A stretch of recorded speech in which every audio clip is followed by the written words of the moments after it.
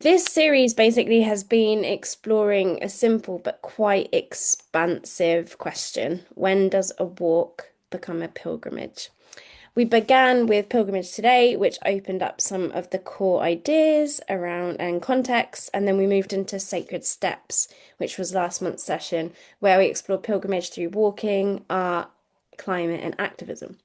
So tonight, we find ourselves roughly halfway through the series, which feels like a really good moment to turn our attention to the making of pilgrimage itself. This evening's session, creating pilgrimage routes, is really about the act of shaping journeys, how routes come into being, who creates them, and what they carry in terms of story, meaning, and connection. Pilgrimage is something that has been practiced, as Annemarie said, for millennia across continents, across cultures, but it's also something that continues to evolve, and that's what we're really trying to unpack here. How is it relevant for today? And what's particularly interesting now is how routes are being created in new ways through community-led initiatives, artist practice, activism, new faith-based traditions that are evolving, and lived experience. So there's something powerful in the idea that pilgrimage isn't only inherited as this kind of stagnant thing that we equate to the past, but it can also be made and reimagined and reclaimed. So we'll keep things quite open and conversational this evening. And we're going to invite each of our three speakers to briefly introduce themselves, and then we'll move into some short presentations. And then after that, we're going to come together for a panel discussion. So the speakers will kind of be able to ask some questions between each other, and then we'll open things up for you all. So do feel free to share your reflections and questions in the chat as we go along. Please keep the chat alive because it makes it fun. And then as we move through the session, we might touch on questions about how roots are formed, sustained, who they are for, how they respond to place and community, and how they sit within the wider conversations about access, heritage, environmental change. But we'll let things unfold naturally, and that's the beauty of having our speakers with us. So to begin, let's invite Conchita to go first, and then pass the stick if you like. Okay, my name is Conchita Espino, and I'm a clinical psychologist by training and organization development specialist. My last job before I retired was at the World Bank. I worked at the World Bank for about 20 years. And so there I managed projects of change management and facilitation of strategy meetings between the bank and countries. And so somewhere along the line, the bug of wanting to help in development process became part of my system. And when I retired, I went to Costa Rica, where my husband is from, and that's where I began my work on El Camino de Costa Rica. Thank you. So over to Jane. My name is Jane Sharkey. I live on Lundy Island, which is in the middle of the Bristol Channel, off the UK, so on the North Devon coast. I came to pilgrimage through doing a fine art masters, where lockdown and being on an island made sort of some of the ideas that I wanted to do a bit more challenging. So I worked with the resources that I have on Lundy and ended up creating, as one of my modules, a pilgrimage for people who are just visiting Lundy. I hand over. Hi, thanks, Jane. My name is Matthew Anderson. I guess my official title is the Gatto Chair of Christian Studies at St. Francis Xavier University, a small liberal arts university in Nova Scotia, Canada. And prior to that, I was in Montreal at a public university in Quebec, Canada. And my activities with pilgrimage are that I've presented papers on it, but I also have initiated pilgrimage, which is why I'm here on this call and looking forward to talking to many others about the pilgrimages that we've designed and brought into being. So I'm happy to be here. Thanks. Okay, so maybe hand over to Conchita now. Thank you for all introducing yourself, and we'll head into the presentations. So, Great. timer, please. Okay, so I'm going to tell you about El Camino de Costa Rica and tell you how it is a pilgrimage of different dimensions and a bit about how it was created. I We tried to learn from all the other trails and routes that existed in the World Trails Network, especially Nat Scrimshaw was a huge help in helping us create this particular pilgrimage. Let me show you just the main ideas about El Camino from our website. So I will share the website. This is what the route looks like.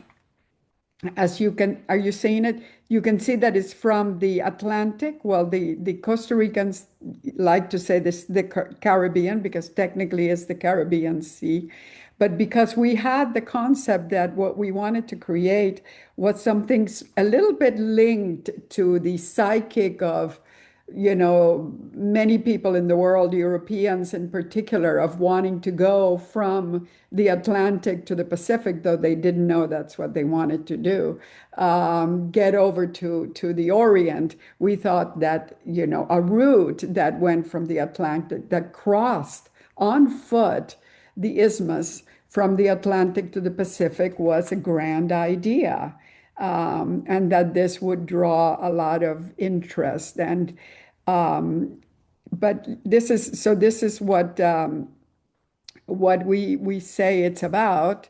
Um, it's a camino. It's a hike into the soul of the nation. It's a soul of the nation because many people who come to Costa Rica, and I remember a dear friend who said who was going to Costa Rica. We never got around to talk about where she was going or what she was going to do. She ended up going to this great resort in the northwest coast of Costa Rica that when she told me about it, it had absolutely nothing to do with Costa Rica, but she did have a grand old time. But but the it is a hike into the soul of the nation. It goes through villages and places in Costa Rica that even Costa Ricans don't know about. There's this wonderful national park, which I think Ali, you were near. It's called Barbilla National Park, where it's the habitat of the jaguars. And we say that to many Costa Ricans. Do you know National Park Barbilla? Not a clue. They don't know where it is or what it's about. So that's why it's a hike into the soul of the nation. Um, it's 280-kilometer journey from the Atlantic to the Pacific, and it's divided into 16 unique stages. Every single stage has a different climate, a different vegetation. So it makes it interesting for the nationals of Costa Rica because what they do, they get picked up. Most of the people in Costa Rica live in this mega capital area called the GAM. And so the tour operators pick them up there and they go for a day hike. So they have 16 days along a year that they use to complete the hike. And then there's a big celebration and all that. So these 16 unique stages really worked for them to be able to have this. And well, I want to go back because you see this is very similar to the Camino de Santiago de Compostela markers. And we were basically modeled on the Camino de Santiago de Compostela. My husband and I did Compostela for my 60th birthday. And then soon after that, we retired and went to Costa Rica. And so we would see all the tourists going to maybe 5 or 6 places and then the coastal areas. And we say, what's going on here? Why doesn't Costa Rica have a Camino de Compostela? Why doesn't it have a trail? There were no trails. And so we were, I guess, young enough and energetic enough and crazy enough that we said, let's do a trail in Costa Rica. And so we started sharing our ideas first informally, then with a PowerPoint, and we gathered a group of people that then worked with us to create this trail. And that was back, we started in 2012 to do this. And all along the line, the ideas of how to build this trail were shaped by the Camino de Santiago de Compostela. And we also engaged with the people who did the education and community engagements in the Appalachian Trail. They were enormously helpful. And the people, the Bruce Trail, actually, Nat Scrimshaw was the one who introduced it to the people in the Bruce Trail. And so all these people helped us and helped us shape what the Camino could and ended up being. So the route was launched. We went through a series, and I can tell you a little bit more about the criteria, about where it should go through, the engagement with the communities. We wanted to make sure that the route went through communities that needed it, because we didn't go through places where there was already a lot of economic activity. We chose places that maybe were very dependent on agricultural, on either bananas or pineapples or different things like that, and needed a new source of income. And then that they wanted it, that they actually saw this as a new source of income for them that they would welcome. And so this took a long time. This took a long time to figure out where it would go through. We also needed to be sensible about how long it would be, from which angle it would cross Costa Rica from coast to coast. And then how to connect it in a way that was doable, because there is a way to go from the Atlantic to the Pacific, which is absolutely beautiful, but it's incredibly difficult. And only a handful of people do that. And that's below where the Camino de Costa Rica is, through the Talamanca Mountains, where the most indigenous people are. But we discarded that because we wanted this to be a pilgrimage, something that drew people, that brought them to a better understanding of the rich biodiversity of Costa Rica. So then we also chose that it would go through varied terrain, so people would be exposed to all the different types of plantations and communities and rivers and waterfalls and the rich biodiversity that exists in Costa Rica. So with that in mind, between 2012 and 2018, we were designing the route and testing the model and training the operators and helping the communities to develop some basic infrastructure to be able to receive the hikers. And of course, all of this involved, we didn't create the organization to support the development until 2016, because some very wise friends told us, don't make yourself an organization until it's absolutely necessary, because then so many of your resources go into being able to legally maintain this organization. And we listened to them. So the organization, Asociación Mar a Mar, didn't get founded until 2016. And then in 2018, we launched the trail and opened it to the public. Conchita, sorry to interrupt there. That all went very fast, unfortunately, but we want to try and keep to time so that everyone can have a chance to speak, and then we'll have questions at the end. So is it okay if I cut you off there and then we'll have questions later? I know Absolutely. It went very fast. It went very fast. My goodness. Sorry. I was like in the introduction. I was looking at the time and I couldn't believe how fast it was going. But we'll have more time to chat about that. That was great. So sorry to move on now, but we'll move on to Matthew now, if that's okay. Thank you, Matthew. Sure. Thank you. And I want to say, in light of how quickly that went, this is going to be a bit of a fast trip through these slides. I wanted to say that, so this is about creating pilgrimage routes. I'm going to be focused on a number. Some of them are in the northern Great Plains of North America, and this is one of them. that I'll talk about in a bit. So radical or community-led pilgrimages. Some examples: Old Montreal to Ganawagi Mohawk Territory, the Nova Scotian Indian Way, and the trips across the plains, which happen to also be political. I'm not quite sure what radical means in the context that Lora and Annemarie have said, but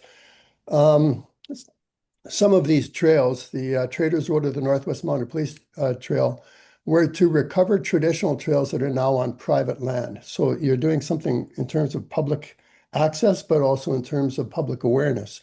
And I'll say that it's far less organized than what Conchita was just talking about, in the sense that they were not quite one-offs. We continue to do these trails, but they are you need a guide, and you need permission from property owners in order to walk some of these. Long distance walks across the prairie are never like walking, say, across Europe or through the UK. There are no communities. The land has been depopulated twice. Firstly, it was depopulated of its indigenous populations. And then secondly, later on, about a century after, the settler population also has largely disappeared. And there's not even access to water along most of this. This is a 350-kilometer walk across, basically north of the American border, some ways, following the trail of the Métis traders who hunted bison. This is a quote you will know, I imagine: "The feel of a place is registered in one's muscles and bones," whether that's Costa Rica or the plains. People always say that the plains are flat, but you can take a look here on the right. And that's the Frenchman River Valley, very close to where I was born, and where my parents come from. And we walked through that valley for a few days in 2015, again, a few times after that. On the prairies, carrying enough water is a constant problem, many kilometers without any human presence whatsoever. And in 2015, it was more of an exploratory trip. And so we carried all of our own water. And you always ran out of water before you finished the day's trail. And we had no vehicle support. And so when you ran out of water, you just ran out of water.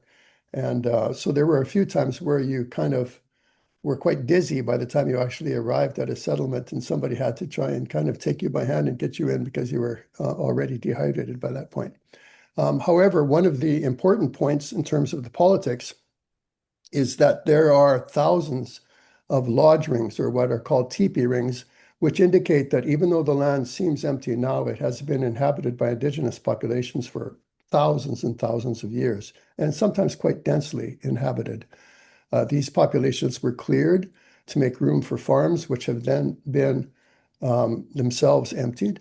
But our walks were very political in the sense that we were drawing attention to this. In terms of faith-based or ecumenical pilgrimage, I wanted just to say that that it was more by chance than design, but we happened to be walking with some of our walks, up to 3 or 4 Protestant clergy and 1 Catholic archbishop. This happens to be the Catholic archbishop. And he and I spent a long time talking about not only the politics, but also about Leonard Cohen, since we're both fans of Leonard Cohen. But on our second long prairie walk on treaty territory, it was very much a political walk, because we happened to walk right through the territory where there was a trial going on for the murder of a young Indigenous man who had been a trespasser on a farm and was shot and killed by the European background farmer. And so our walk, this happened after we designed our walk and we're starting off.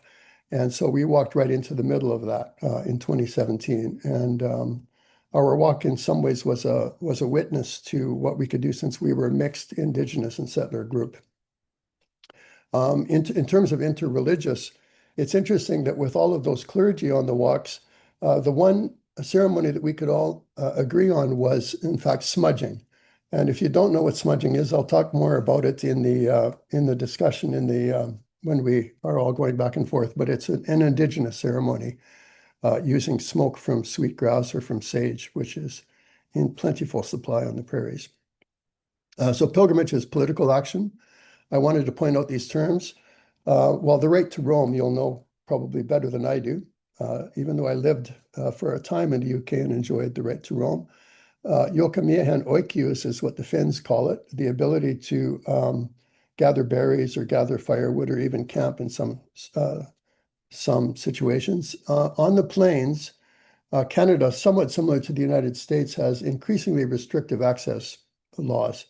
And so our walk was an attempt to try and point out that there are other ways of sharing land, even if it's maintained under private ownership, that in fact it should be open to public access in some ways. Anyway, there's more to say about there, but I'll just keep going. Other created pilgrimages, just to kind of list some of them, we would take from Montreal, we often walked quite a few years, probably 7 or 8 years. I took students on walks from Old Montreal to Ganawagi Mohawk territory. And this was intended to introduce them to their neighbors and also to point out the indigenous predecessing presence on the land of Montreal, which is quite heavily built up now. But in fact, the Mohawk were there first, not just the Mohawk, but other indigenous nations. And the students almost inevitably learned quite a bit from this walk. This is one particularly disgruntled looking group of students, but they always enjoyed the walks. Other walks that we took close by where I live now, the Nova Scotian Ninian Way, pardon me, Ninian's Way. I was amazed after taking the Whithorn Way walk in southwest Scotland in 2019 to discover the area where I was moving in Nova Scotia has a Ninian's Cathedral. And so, of course, I thought, since I've walked one way to Ninian, I better do that in North America as well. And so I designed a small walk, a one-day walk through an Acadian and a Scottish Gaelic area through to St. Ninian's in Nova Scotia. And then I wanted to list a number of the Caminos that exist in Canada. These are not ones that I designed, but I know some of them. The Circuit Saint-Benoît du Lac, or the Oratoire Saint-Joseph, or the Camino Manitoba, Camino Nova Scotia. There are a number of pilgrim walks in Canada that have been designed locally. And I wanted to end with this picture taken by my friend, how precious it would be if we learned that what is important is not making a claim on the land as much as learning how best to let the land make a claim on us. And this picture was taken by our Indigenous elder and a good friend of mine who unfortunately passed away last year, Richard Kotowich. And this was me trying to get directions. Unbelievably, as flat as it is, you can get lost on the prairie. So that's my 7 minutes and a little bit. Thank you. That's wonderful, Matthew. Thank you very much. And you were very, I was just getting ready to warn you and you were wrapping up. So Jane, maybe we'll hand over to you now. Okay, so after those very exciting long caminos, I'm coming down to a very small island in the Bristol Channel known as Lundy. And I'll go through what I created as a day walk, really. And it was a way of sort of experiencing the place of Lundy, but giving it a little bit of more attention and thinking about whether the walk actually transformed you as a walker over the walk. So I'm just going to cover the actual island itself, whether it is a pilgrimage and not a walk, the route, and then the passport that I created. So that's where we're going. So you can see here, this is Lundy. I don't know why it's got a peace sign. It's as though there's parking, but there is no parking. There's no cars or anything on Lundy, but we're here. This is the Bristol Channel. Here is Wales and here is Cornwall. And this is North Devon. So we're off the North Devon coast and it's approached by an old sort of flat bottom boat, which is called the Oldenburg. So that's how you get over. It takes 2 hours to come from Ilfracombe here or Bideford here on the boat. It's quite a challenging journey. It can be in all weathers because it's flat bottom boat. It can be quite rough. So the actual act of getting from the mainland to the island is quite a feat in itself, and reminds me of sort of the sort of pilgrim attitude to get to this place. So really I'm asking whether a small island such as Lundy which is just 3 miles long and a quarter mile wide, can actually hold the experience of a pilgrimage. And here I've got a photograph of people getting off the boat, and you can see it's a big climb until you get to the top. So we are sat on the top of a plateau. The village is on the top of a plateau, and it's 143 meters of a climb up the hill. So you've already gone through this 2-hour boat ride. You get off the boat, you might be feeling a little bit sick, and now all of a sudden you've got this sort of 469 feet climb to do. It's owned by the National Trust, is the island, and there's 28 of us that live on the island. And if you live on the island, you have to work on the island too. So we live and work on the island, but we get lots of visitors come in, especially through the sort of summer season. So there's something about Lundy that draws people back, and this is why I started to think about pilgrimages. It's about this place that exists and why so many people just keep coming back, year on year, many times a year. And is it the remoteness, the journey they endure to get there, the weather, which is like many English and other islands, very windy. But we have got a lot of wildlife, and most of the you'll see from the pictures, we are because we're on a plateau is cliffs. We border the Atlantic. So here is the Atlantic, and here is the Bristol Channel, which has got a very deep tidal range. So that's a bit about Lundy. So I started to think about the place names on Lundy and sort of delved a bit about into them. So we've got Christie's Quay, which is where you turn up on the boat, and then we've got St Helens Copse, Knight Templar Rock. Knight Templar Rock is quite important. This is it. You can see the face, hopefully, of the Knight Templar. The Knight Templars were given Lundy in the 12th century. So the Knight Templars being there to protect pilgrims was quite sort of, it kept pulling me back as to the Knight Templars being there, and there's not a lot of discussion about the Knight Templars. We have at the top of the island a place called Virgin Springs. We've got this little outcrop here, which some friend of mine actually titled The Hand of God, which is quite appropriate. You can see it's a palm, an upturned palm. We go down the west side. We've got the Apostle Stones of Philip and John and Peter, I think it is. So we've got several what they call the Apostle Stones. We've got a very ancient burial ground, pre-Christian burial ground, and also St. John's Valley, and a big church for the size of the island, which I'll show you in a moment. So, sorry. This is the route I did. So it's a circular walk. It starts down at the bottom. You arrive on the boat and you get off the boat after this 2-hour ordeal. You walk up this big steep climb, and then you're on the top. The east side, this is the Bristol Channel side, is quite green and pleasant, especially when the westerly winds are blowing. So it can be a nice walk up the side, past Knight Templar Rock, up through Queen Mab's Grotto, and this is very picturesque, Gannett's Bay. And then you come up to the top, and I've put on here little points where you could contemplate, so points of contemplation. Then we come down the west side through the Apostle Stones, right down to the southwest point down the bottom. So this is our church here, which is St Helens Church. So the idea was we started with the boat and we ended with the church. And it's 13 kilometer route, which takes about 4 to 5 hours. So that was the route I put together. And then I thought, well, people walk that. So why is it a pilgrimage? And I started to delve in a bit with some of my work for my master's in fine art about sensors, and do people just walk and just use visual sensors, which predominantly are what people use when they're in an area like Lundy. They're looking at the scenery, but to try and get people to listen, to smell, to feel the ground beneath them, to sort of touch the granite, and not just with the hands, but with the face, and feel the wind and which way the wind is and which way the sun is. So things like that, trying to get people to think about the senses, made me start to think about this is walking with intention, not just a walk.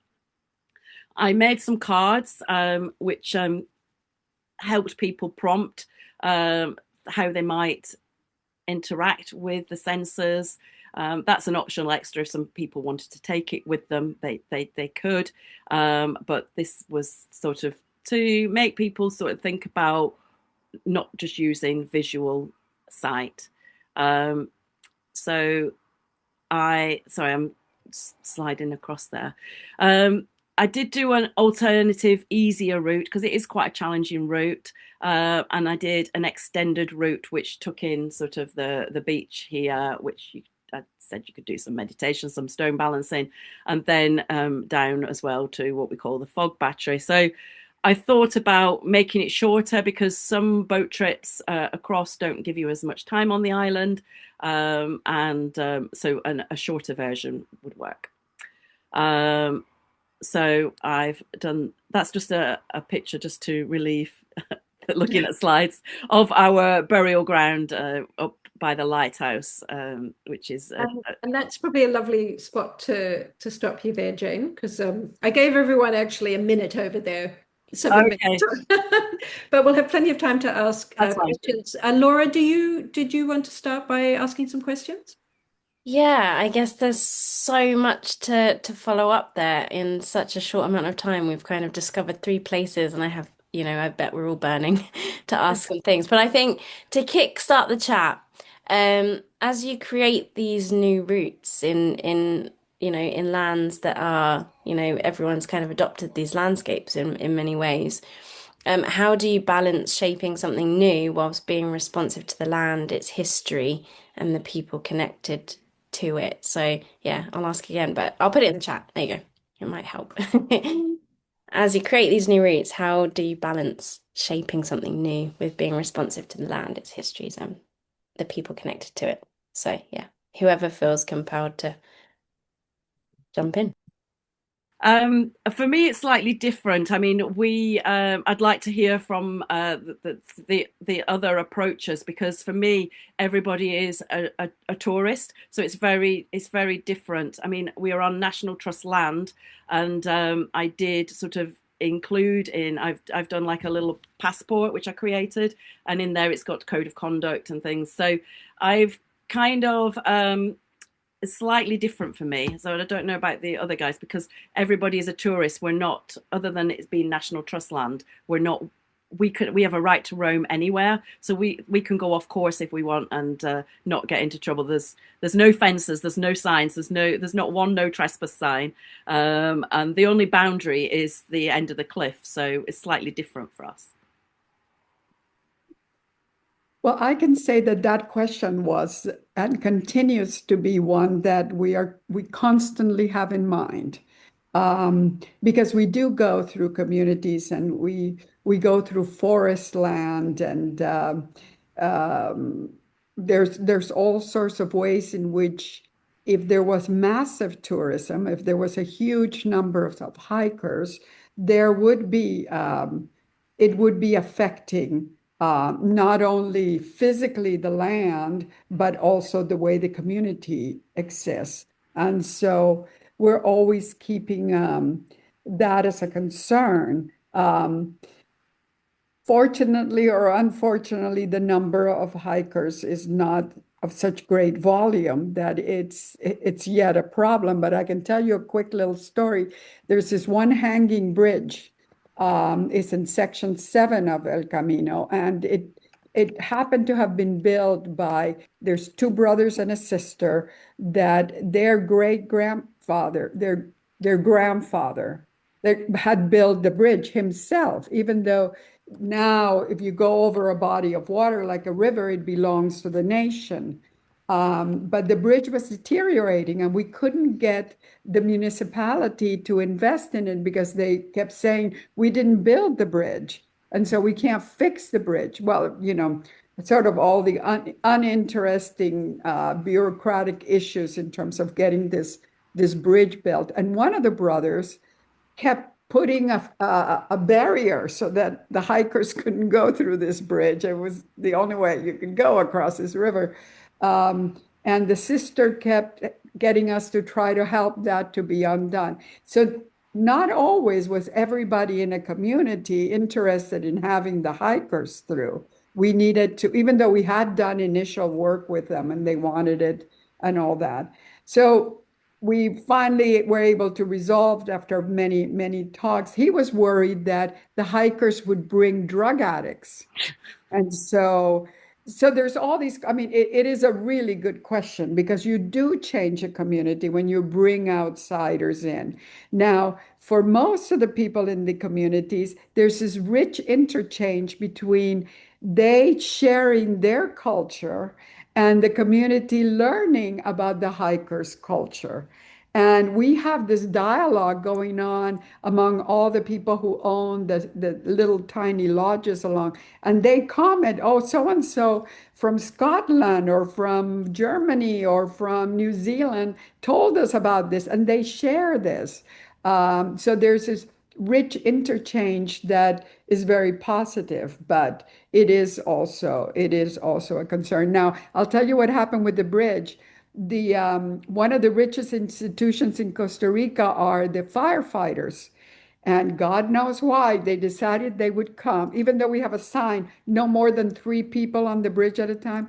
The firefighters came to do an exercise on the bridge. And guess what happened? They broke it. Oh, no. But because they're a rich organization, they fixed it. So now we have a fixed bridge. That's great. A happy ending.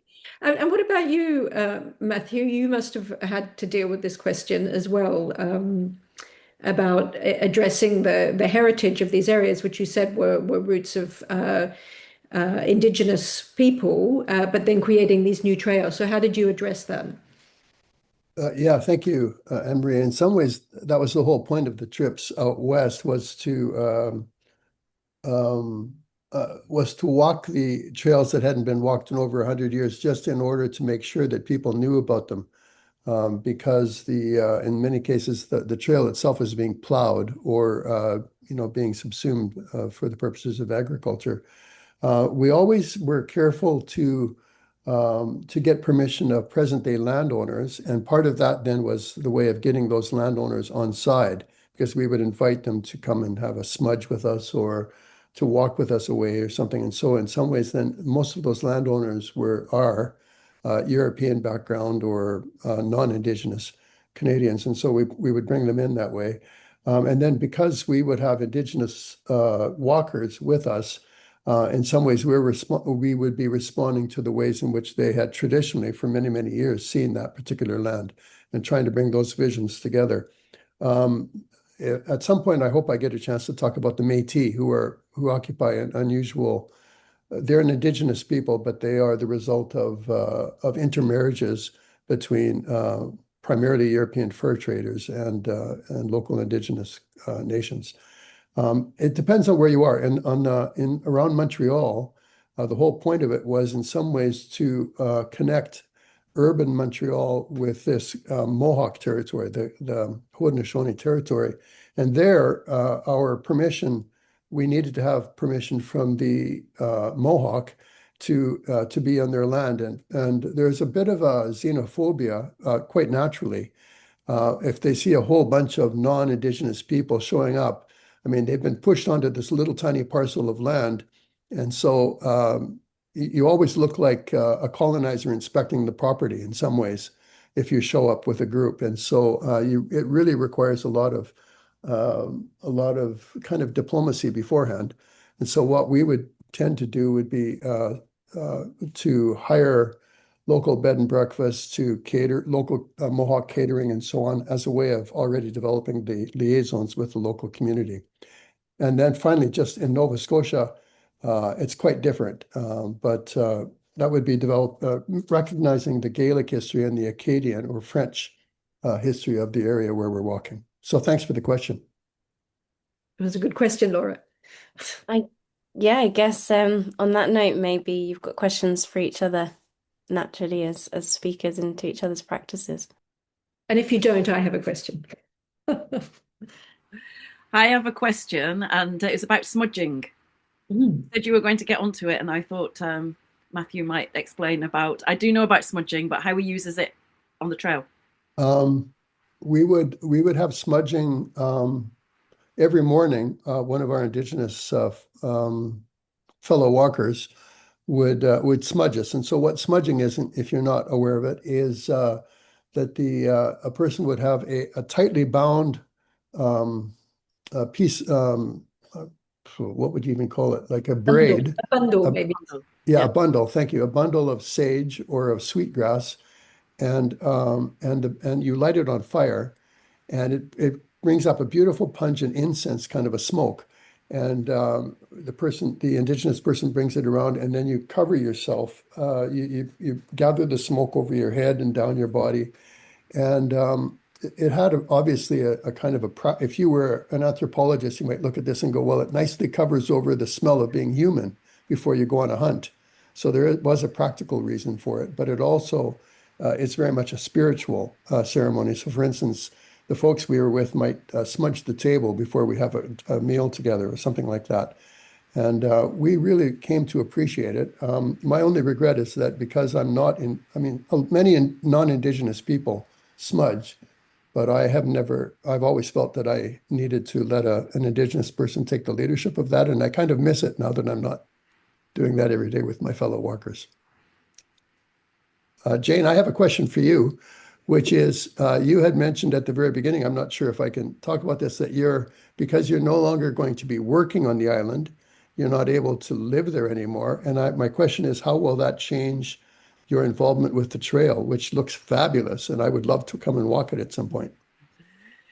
It's a good question, but I think actually it could be advantageous because the pilgrimage for me starts on the mainland and it's part of the boat crossing and then walking around the island was when you're on the island you can't you miss out the bit they've already arrived. So I hope to be able to promote it more now I'm not on the island, or when I'm not on the island, to people who are interested in going. Our the rector of the church has also done a link from Lundy to another church on the mainland.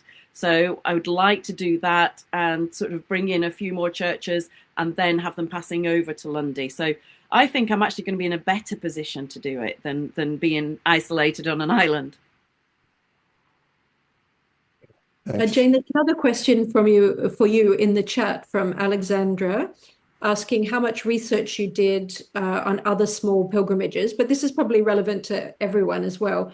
Did you do on other small pilgrimages, like tourists in sorry, I'm going to pronounce this incorrectly, Glencomacy?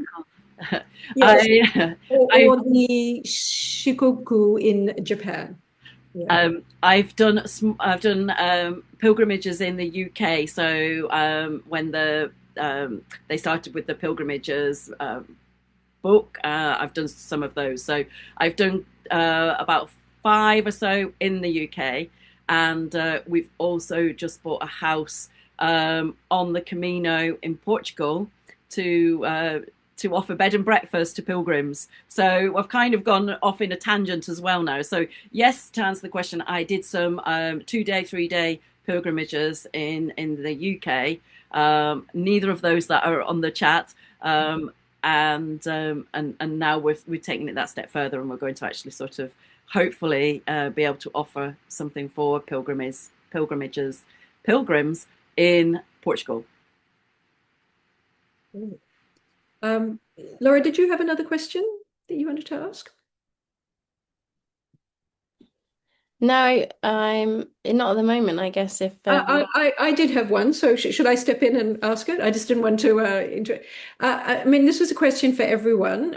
We've got about 7 minutes left, so I've just let you know of our session. But it was interesting. A few people mentioned, Jane mentioned specifically, but everyone, touched on this idea, even if tangentially, of the idea that it wasn't just a walk or a path that they were creating, that there was an idea that the people walking on it should be transformed in some way. And I wondered if you wanted to say, obviously everyone's experience is different and you won't know about what happens to every pilgrim, but did you have an idea? Did you envisage an idea when you were creating your trails?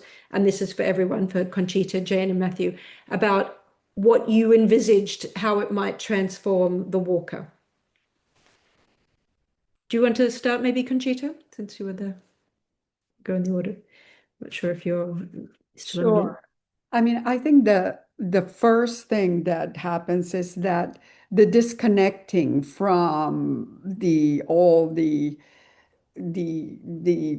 demands of living in modern world, including the internet and all the other things. And so to do the Camino de Costa Rica, you don't have access to internet very, very often on it. You're fairly isolated and you're in a totally different environment that challenges you physically, and it challenges you emotionally also, because you're in such a different situation in terms of what you're experiencing and where you're visually and auditory, smells, everything. The food is different. And so that really brings on the sense that you're dealing with a different self that is being challenged in a different way. The other dimension is the fact that you're dealing with people that you normally don't deal with. These are very different people with mostly very different level of education and experience themselves that you're interacting with. And so there are people who talk about a real transformation of the self. And then there's the sheer physical challenge of being able to do the route.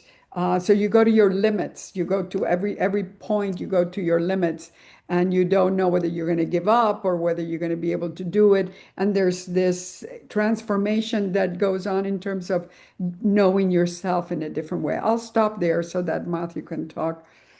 Thank you. That was a very interesting answer. Matthew, did Yeah. you have? Well, I'm just going to agree. I think that I mean our pilgrimages were always about intended for some kind of transformation, and that usually would be some kind of a greater integration, either between indigenous and non-indigenous populations, or a greater integration into the true history of an area, especially where there's been a lot of political whitewashing of a more sordid past. So they were kind of dark pilgrimages, some of them what are called dark pilgrimages. Not so much the one in Nova Scotia. And I just wanted to say that since I'm here from Canada, I'm going to put into the chat. Oh no, that's not it. Well, there's a documentary about the walk to Ganawagi, in case anybody's interested, that you might be able to access. But yes, absolutely. Travel for transformation, that was the whole point. Do you provide, just quickly, and Matthew, do you provide information for people who are taking the pilgrimage so that they learn a bit about that darker history? Yes, although I suppose I'm a selfish academic. One part of my goal was to write a book about it, so I just wrote a book. Yeah. Great. Yeah. And then Jane, you mentioned as well the idea of transformation. For you, what did you have in mind? Yes, I just wanted people to sort of think about another level when they were actually walking. So not just walking and looking at the landscape, but more being embodied in the landscape and in the place. So that was what I was trying to do. And I think somebody's just put in the chat about starting the pilgrimage, and when do you actually start the pilgrimage? Is it actually when you set foot, or is it earlier than that when you start planning? And for me, when I made the little book, which is like a little passport, I did put about planning the journey and getting ready for that journey. And I think that is also a big part of it. Okay. Actually, just a quick question for you, Jane. Was Lundy, because I know a lot of these little islands, even the ones that are just rocks off the coast of England, were visited by monks. sometimes because they were seeking isolation themselves to reflect on things. I mean, was Lundy ever, was there ever a church there? Was it always abandoned, or did monks go there to just sit by themselves on the rock and contemplate? Do you know if there's any history of that?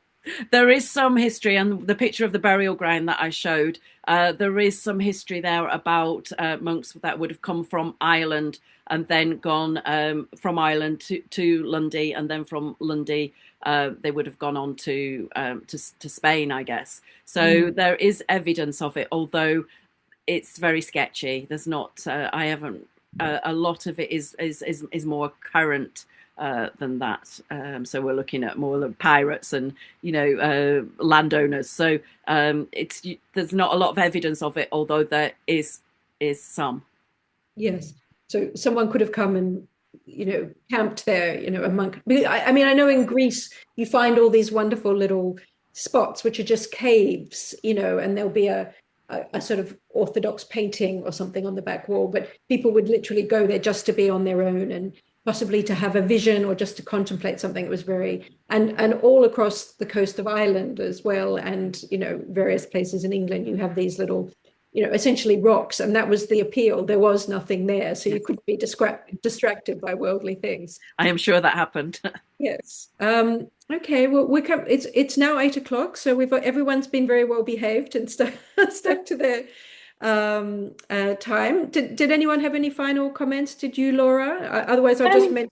I think we were going to open it up to the audience. I think there have been questions in the chat that we raised, but if anyone is in the audience who would like to ask some questions, please do. Yeah, just give people a chance to also share reflections as well. I think it's quite.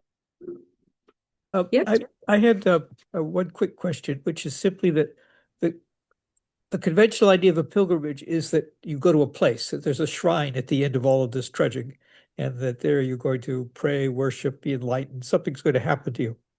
Did any of these pilgrimages center around the idea of a specific location as a goal, a reward, a place to enjoy revelation? On Lundy, we have a very large church for a small population. And what I did, because I wanted to have some sort of reflection at the end, is I got people to put a jar out as a votive jar. So I wanted to see if people sort of connected with something, small on the route, and then they placed it in the actual jar, which then became a kind of a creative piece of art in itself, as it filled up with lots of I mean, you don't find much on a granite rock. You might find a bit of bone, a bit of feather, and there's not much litter or anything else. So that's we finished in this church, and I also had the vicar and a Jain monk write prayers in my booklet as well, so that people could say those on the route to make it have some sort of spiritual, not necessarily Catholicism or anything, but it just had some sort of spiritual consideration. Can I ask Conchita, a question? Oh, sorry. Please. I was just going to say a couple of ours ended in cathedrals, and so but in many of them the point of the walk was the trail and repristinating the trail rather than the destination. But in a couple of cases there was a cathedral at the end, and so therefore that became the focal point. Can I ask you a question about walking at night, and whether there's an aspect of pilgrimage and just the sensation of night walking rather than day walking? Well, we have a group that does 200 kilometers, and so they without stopping, and so they walk through the night, and they often talk about what magical experience that is. But it wasn't our intention. This was sort of put together by a particular group of people who thought this would be a really interesting things to do. This is a more pragmatic question, but Tamsin has asked, is there a cost to the Lundy pilgrimage? No, there is no cost. The cost is the boat, the price of the boat trip over, and then I managed to get the island manager to produce my little booklets for me, and that's the only cost that I've incurred. But no, there is no cost. What about the other one, the one in Costa Rica? There is no cost that is imposed by us as an organization. The indigenous people, two of the sections are through their land, and they required an indigenous guide, which costs about, because it's all a full day of walking, cost about $40 per group. So if you go by yourself, it's expensive. If you go with 10 people, then it's not. And that's the only cost. We're trying to make sure we do go through some private lands, and we're looking for alternates because the private owners, we have not been able to get them not to charge. And they charge 3,000 colones, which is about $5 per hiker to go through their land. But that's not something we want. We're trying to convince him that a trail should be free, and that is our golden route is that you don't charge for walking through. But there's these two places where there is cost. Could I ask a question? Jane, you said that you weren't sure whether what you were doing was really creating a walk or a pilgrimage. And I wondered in the end, what were the factors that resolved that issue for you? I think it was the feedback that I got from people. They said when they'd, if I caught them walking out and they'd finished, and they said, yeah, even if they'd done that walk before, with the little booklet and the sort of looking at it in a different way, that did feel very different to them, and it did feel like a walk that although they had done before, that they hadn't done before, if that makes sense. So it felt a different walk, even if it's one that they'd done several times, because they kind of set an intention before they walked out, and they followed sort of some of the sort of suggestions, and so it's just from feedback, really. Can I ask that same question to Conchita as well, in terms of the feedback, in terms of the this as a pilgrimage walk rather than just a trail through Costa Rica? Well, I think what we have heard over and over is the transformative experience. In a very mundane way, the Camino has triggered the imagination of some of the local people in the capital area that live fairly sedentary lives. And so the fact that they in their country have this Camino from coast to coast, from the Atlantic to the Pacific, triggered and motivated them to become less sedentary. And so then they take these day hikes, they get taken to the beginning of a section and they would walk that, and they become much healthier in their way of thinking, and they're relating to nature. They start to appreciate their own country, places that they had never been to. And they become much more aware of the flora and the fauna. They learn about fungi, and they learn about so many things. We have signage for birds, local birds in the different sections, and so this has really transformed them. And this is what they tell us. It sort of started a new way of relating to the environment and their country. I don't know what, for Ali, you were there. I mean, maybe, and you experienced it. Maybe you want to say something about it? You're on mute, Ali. Yeah, I think, as I put in the chat, the most significant and different experience for me was walking through the indigenous zones, which, as Conchita said, was over 2 days, I think, and the fact that the guides are indigenous and they're trained to be the guides, and then you're kind of very much in a territory which is led by their values and their value systems. So it got you to kind of question the connection to land and a different set of values. And then I was reflecting on transformation and the many long distance walks that I've done. I'm not sure that you feel that moment when you get to the end that you've been transformed, I think it's something that kind of lasts with you a bit longer. Because you sort of, I got the sort of euphoria of having sort of the walking from coast to coast, the Atlantic to the Pacific, is very romantic, if you like, and it's a definite sort of purpose, and it feels to arrive at the Pacific is really amazing. But I don't think I felt immediately transformed. But it was, over a period of years, it was a significant experience for me. But I think other walks that maybe I have set my own intentions. So the first time we did the Beach of Dreams along the Essex coast, which was walking out of COVID, and we did 500 miles and we did 35 days, and it was framed by a question, and that question was asked to everybody to respond. I think that felt more of a transformation. And I think because it was set with a shared intention.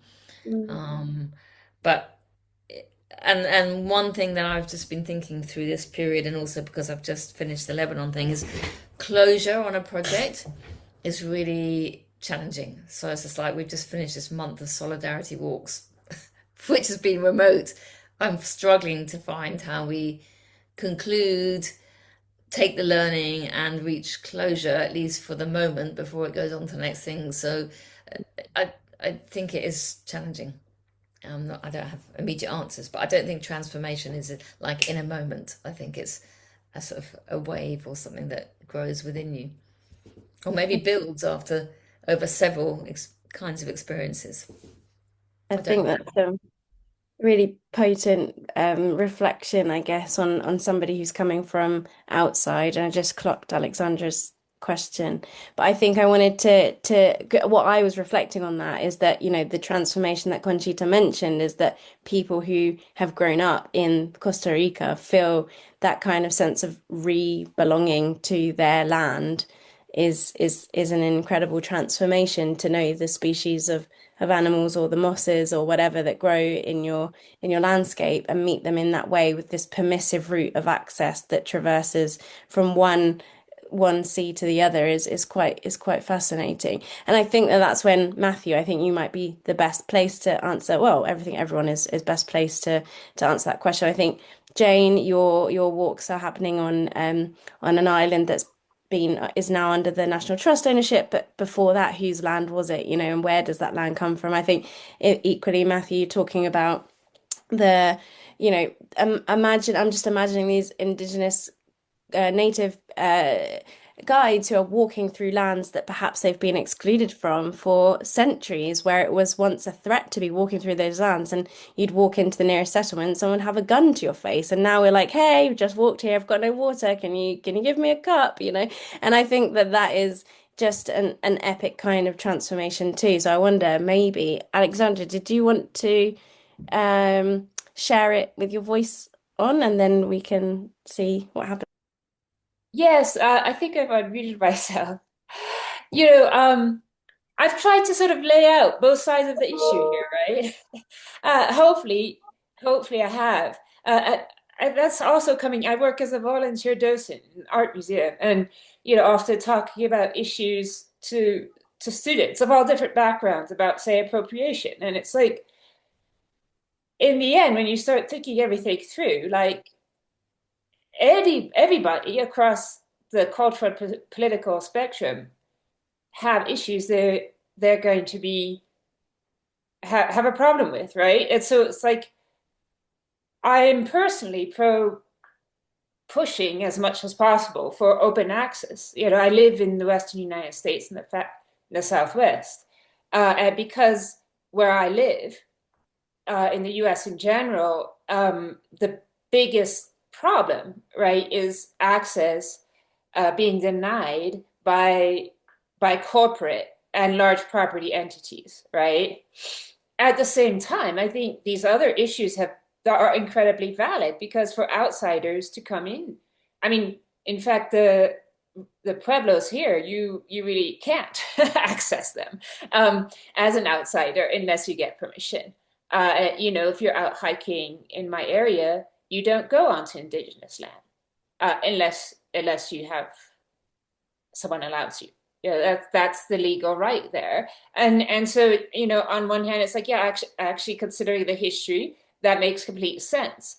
But I think people who would argue that's a double standard would also be correct to argue that's a double standard, even if maybe it's a necessary double standard, right? So I just think I just want to hear what you guys think about all that.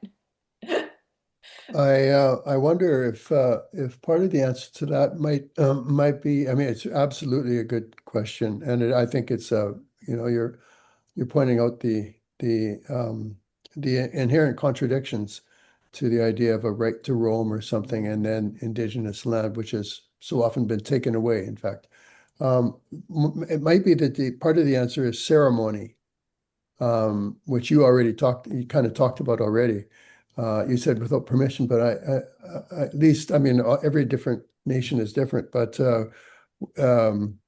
we were always taught that you don't enter a place without asking permission from the land, which is the point of the ceremony. And then if there are people on the land, you ask permission, even if you have the right of access.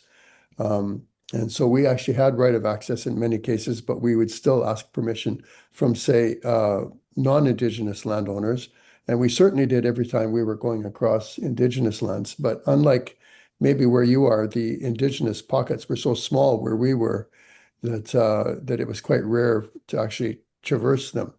Which comes back to what Annemarie said. I think it was Annemarie, where you talked about the fact that we sometimes had groups of people who were coming back to ancestral lands that they hadn't seen for many years, or that had once belonged to them and no longer did.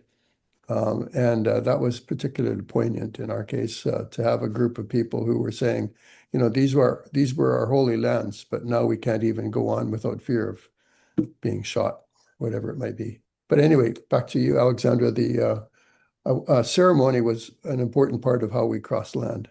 And I mean, that's not necessarily my background, but I learned that from the Indigenous folks who were walking with me. I think that's a really interesting perspective on it, actually. Thank you. Oh, sorry. Am I interrupting someone? Yeah, I was just going to ask if Conchita, you wanted to respond to any of that as well.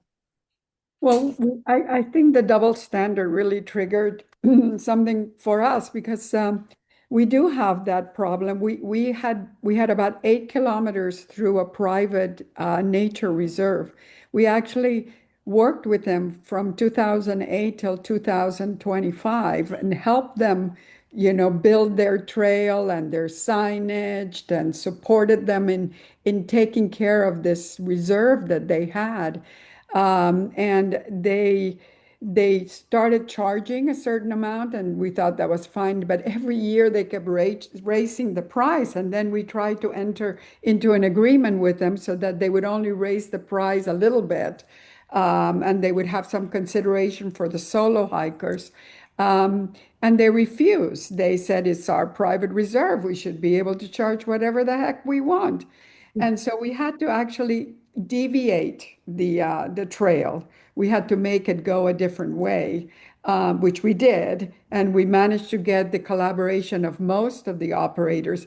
But their argument was, well, why do you let the Indigenous people charge? And I'm saying, there's this history we have with them. So we are going to make some, and they actually need, you need to be guided, because their forest is much more difficult to traverse than this nature reserve. And so you need to pay them for a day's hike. For them, they can do it very quickly, and it's not but it's still, their work and their time. So, but that does bring up the issue of why do we allow for the Camino de Costa Rica to charge hikers through the Indigenous land, and we're making an issue that these other private owners are not really allowed to charge. But that's super interesting. Thank you. Okay, Lora, is that a good time to wrap it up, or did you have more questions to? I don't know. We usually allocate the timers till 8:30, so I was Oh, still. is it? Sorry, Yeah, sorry. I didn't that's realize that. Sorry. yeah. We're not I over. kept I thinking think we were we. running over time. Sorry No, about no, that. no, Yeah. no. I think we've still got time. But Yes. I think yeah, if there's any kind of, I guess it's a nice time maybe for a closing remark from our speakers. If there's not one really burning last question that someone wants to ask, I think it would be nice to give our speakers a chance to kind of say their last remarks, if anything, and then I'll jump into a little bit about what we're waiting for, what we're looking at next month. So. Well, I can close just by saying that we have 3 pillars to what we're trying to do on El Camino de Costa Rica. And one is to have a hiking trail that's really a good experience for the individual, that provides a physical, emotional, and psychological challenge, and a spiritual experience with nature. Then we have the goal and the purpose of helping the communities develop in a really healthy, way, that they continue to have the ownership of their community and how it grows. And we try to make sure that there's not too much of a external influence in terms of the growth of the community. So we spend a lot of time and a lot of effort in making sure that it continues to be owned by the community. And believe me, that isn't an easy thing. We don't want to grow fast. We don't want a huge, massive tourism. We have done, even though big companies have wanted to we make no efforts to help them. The communities are not accessed by big buses, so you can't bring 40 tourists in, that sort of thing. And we want to keep it that way. And we work towards making sure that it stays that way. And then the third thing is environmental education, and we work with the local schools. Ali, now, I think we had like 5 when you went through. Now we have 11, and we're working towards 17 schools along the route. And the kids are doing a lot of the stream, the healthy of the streams, categorizing all the different flora and fauna around them, learning about all sorts of different aspects of protecting biodiversity and climate change. So we have a huge commitment to environmental education, which basically is ensuring that the future generation is really committed to this. And what happens is that the parents really appreciate it. So then they become much more of the supportive element in the community in terms of protecting the environment. So that's a huge part of what our mission is. I'll stop there. Thank you very much. Thank you very much, everybody, for listening. I really appreciate it. It was fascinating, Conchita. I'm already going to be looking at my flight to Costa Rica if we're actually able to fly soon. Who knows? But Matthew? Yeah, I'm going to just say I really admire hearing about that, and I think there's a whole level of infrastructure that's been set up in terms of the Camino Costa Rica that's kind of amazing to hear about, and it obviously involves local populations. It's really, really nice. It's an inspiration, because one of the goals that I've set since coming to Nova Scotia has been this idea of recognizing local communities in the area where I live now by the ocean. And it's an inspiration to see that. I guess the only thing I was going to say was that coming back to an earlier thing, I'm putting in a link to walking territorial recognitions. It's a big thing that we do here. Is this idea that you always recognize the indigenous land where you are and I haven't said anything that I'm on Mi'kmaq land, but if I were talking with other Canadians, I might do that. But a friend and I, Ken Wilson, who has been on Walk, Listen, Create, and I have talked often about how you can do a walking territorial recognition, which means you're getting to know the land and whose land it is, in part by spending time closer to it, which of course is what Conchita is doing as well. and also Jane.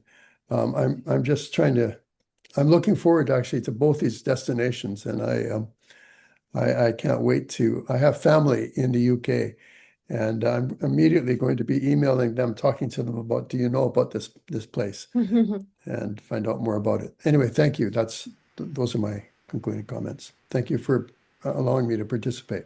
Thank you, Matthew. That was wonderful. And Jane, did you have any closing thoughts?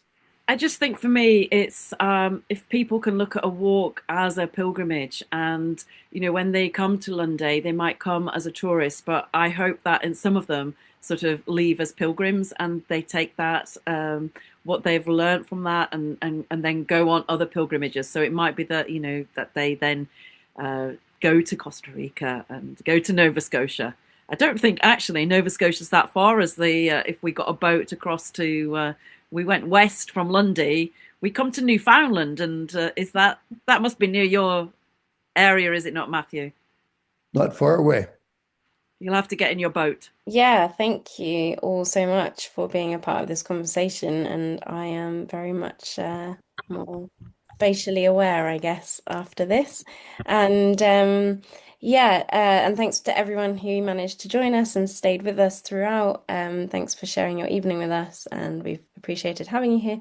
And just to close, it's something that I've been doing on the previous sessions. I kind of take a word or an offering, I guess, to the session, and three words have come up this evening for me that kind of will anchor this on the blog post that might come out at the end of this, but from tonight's conversation, really holding the words contemplation from your walks, Jane, ceremony from you, Matthew, and guide from you, Conchita. I think contemplation, ceremony, and guide are these kind of really great words that do kind of hold up as pillars to pilgrimage as a concept.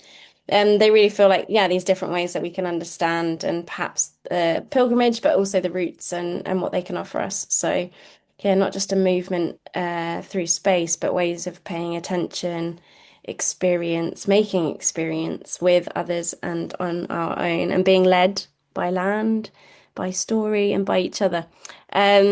So thank you again for all being a part of this, and we'll be continuing next series, which is the first Tuesday of next month, with Art on the Pilgrim Path, which will explore artists working along the route and in landscapes. So do join us again if you can. We've got a great lineup, and you can find more details here and sign up, and I'll pop that in the chat for you now.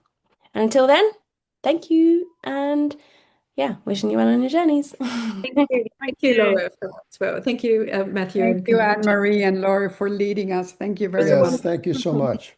Really appreciate it. Ciao.